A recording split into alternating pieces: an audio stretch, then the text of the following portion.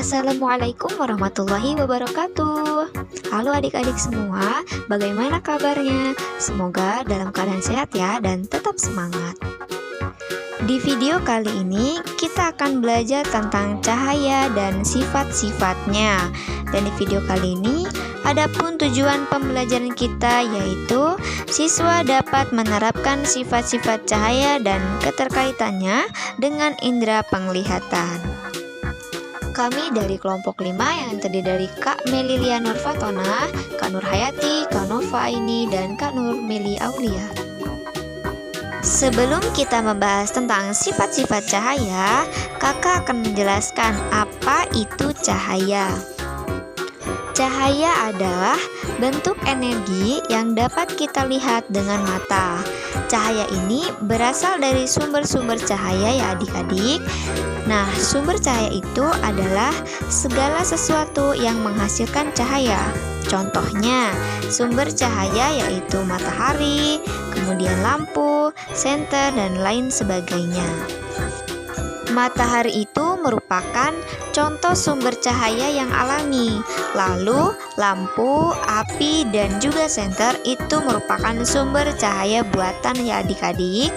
Selain matahari, lampu, api, dan senter juga terdapat sumber cahaya dari hewan, yaitu contohnya hewan kunang-kunang. Materi berikutnya adalah sifat-sifat cahaya. Kalian perhatikan ya dan simak video berikut ini. Yaitu yang pertama ada cahaya yang merambat lurus. Nah, kita perhatikan gambar ini. Jika kita memperhatikan gambar ini, terlihat bahwa tampak cahayanya merambat lurus. Cahaya matahari yang masuk ke dalam ruangan atau celah-celah ruangan yang tampak seperti garis putih yang lurus, nah itulah artinya cahaya dapat merambat lurus. Contoh dalam kehidupan sehari-hari dari cahaya yang merambat lurus yaitu cahaya lampu senter. Saat kita menyalakan senter, cahaya dapat merambat lurus seperti pada gambar berikut ini. Contoh kedua yaitu adanya sinar matahari ke bumi. Sinar matahari ke bumi itu tampak lurus adik-adik. Bisa kita lihat bersama pada gambar berikut ini. Dan contoh yang ketiga yaitu cahaya lampu mobil. Nah, kalian bisa perhatikan pada gambar berikut bahwa cahaya tersebut dapat merambat lurus. Kemudian yang kedua, cahaya dapat menembus benda bening.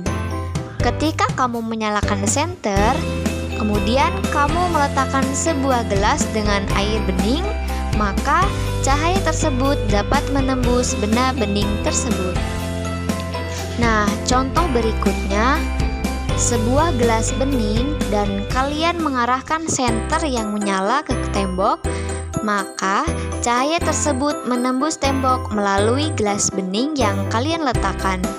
Bedanya, jika kalian mengarahkan ke benda gelap, contohnya sebagai berikut.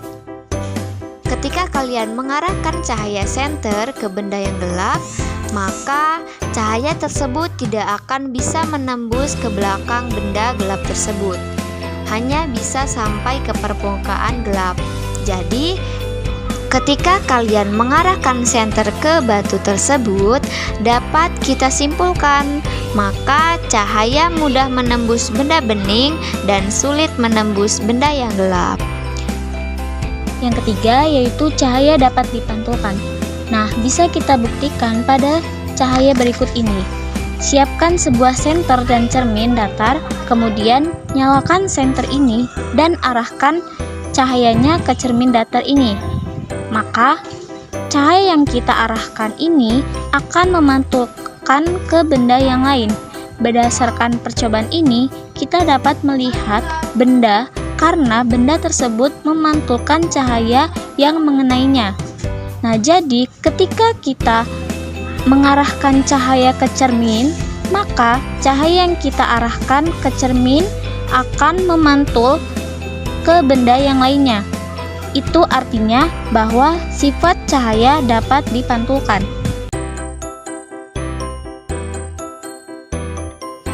Nah, kemudian pemantulan cahaya bisa dibedakan menjadi beberapa jenis loh adik-adik. Nah, berikut ini merupakan jenis-jenis pantulan cahaya. Jenis pantulan itu dapat dibedakan menjadi dua adik-adik. Yang pertama, jenis pantulan baur dan juga pemantulan teratur. Jenis yang pertama yaitu pemantulan baur. Pemantulan baur itu merupakan pemantulan yang terjadi ketika cahaya mengenai permukaan benda yang tidak rata atau bergelombang. Nah, kalian bisa perhatikan di sini pemantulan cahaya benda-benda yang bergelombang.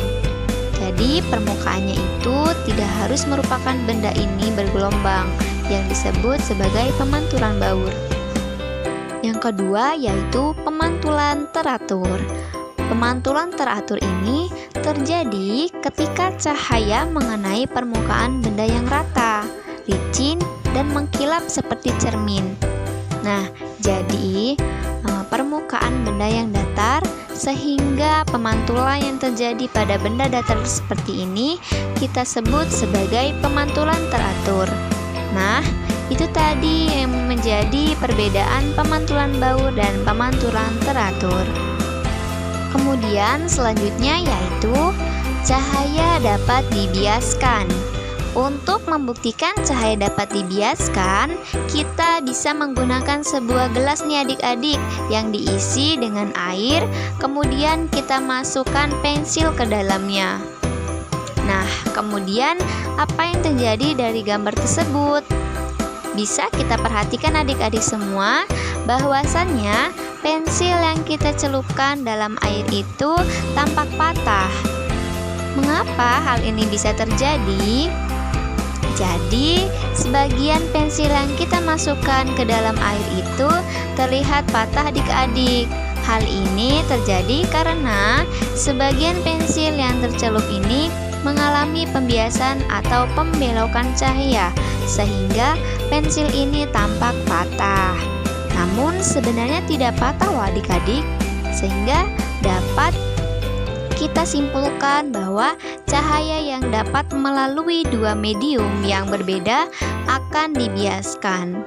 Jadi, cahaya yang melalui dua medium ini yaitu medium cair dan juga medium padat itu akan dibiaskan.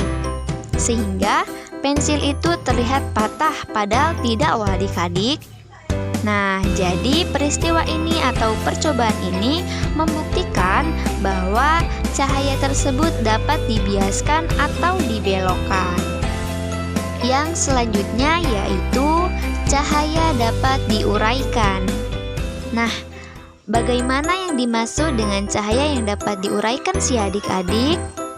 Oke, kalian perhatikan cahaya matahari yang terlihat putih itu sebenarnya terdiri dari perpaduan dari beberapa warna loh adik-adik, yaitu perpaduan warna tersebut kita sebut dengan spektrum warna.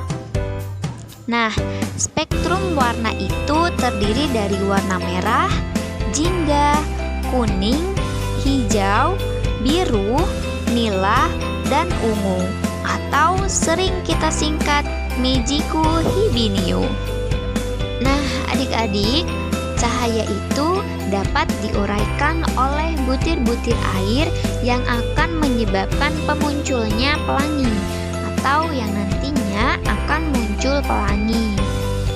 Munculnya pelangi itu merupakan cahaya matahari yang berwarna putih tersebut diuraikan. Nah, sebagai contoh nyata bahwa cahaya dapat diuraikan yaitu dapat kalian perhatikan pada gambar berikut ini. Maka nantinya akan muncul warna-warna seperti ini loh. Sehingga muncul warna Meiji-ku Hibiniu. Jadi, peristiwa tersebut membuktikan bahwa sifat cahaya yang berwarna putih tersebut dapat diuraikan menjadi beberapa warna, seperti warna yang sudah disebutkan, yaitu warna merah, jingga, kuning, hijau, biru, nila, dan ungu. Baiklah adik-adik, itu tadi yang dapat kakak sampaikan mengenai cahaya dan sifat-sifatnya. Semoga adik-adik semua bisa memahaminya ya. Kak Feby bermain ke rumah Kak Asih. Sekian dan terima kasih. Kakak akhiri. Wassalamualaikum warahmatullahi wabarakatuh.